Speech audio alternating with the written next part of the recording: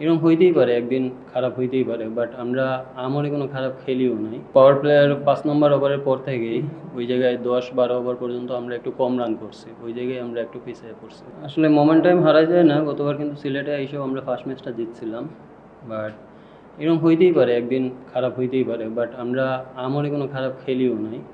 180 run chasable ছিল, but আমরা middle অর্ডারে কিছু রান কম করে ফেলছি, এই জন্য লাস্টে স্ট্রাগল করতে হয়েছে।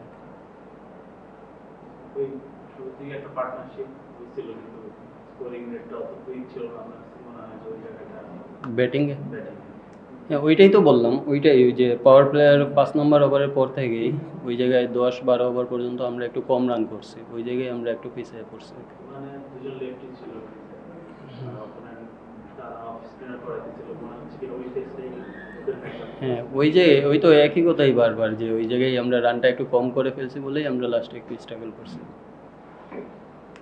আপনাদের প্রথম দুইটা ম্যাচে তো উইন ছিল, তো এখন আপনি কি মনে হয় যে মাঝখানে একটা লম্বা গ্যাপ হয়ে গেছে আপনাদের এই ম্যাচটাকে, এটাতে কি একটু সতর্কতার কোনো কারণ হতে পারে? এইটা এবার শুরুতেই হয়ে গেছে, এই জন্য ভালো আমি মনে করি। নাহলে একটা না একটা গ্যাপ তো নিতেই হতো, সব টিমেরই একটা না একটা গ্যাপ নিতেই হবে, বাট এটা প্রফেশনালভাবেই নেওয়া উচিত আর কি, ওইটা কোনো সমস্যা না।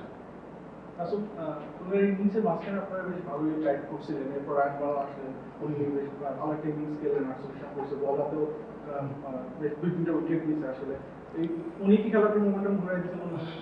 না, মোমেন্টাম আমার কাছে মনে হয়েছে যে বোলিংয়ের সময় আমরা যেহেতু দুইটা লেফট আর্ম স্পিনার আছে, যে কোনো একটা লেফট আর্ম স্পিনার 10 ওভারের মধ্যে শেষ করলে হয়তো বা আমরা একটা ওভার হয়তো বা শর্ট থাকতাম না। তো ওই জায়গায় আমরা দুইটা লেফট আর্ম স্পিনারে 2টা ওভার রয়ে গেছিলো আর কি, আমি মনে করি এই, কারণ আমরা দুইজনই মেইন বোলার ছিল।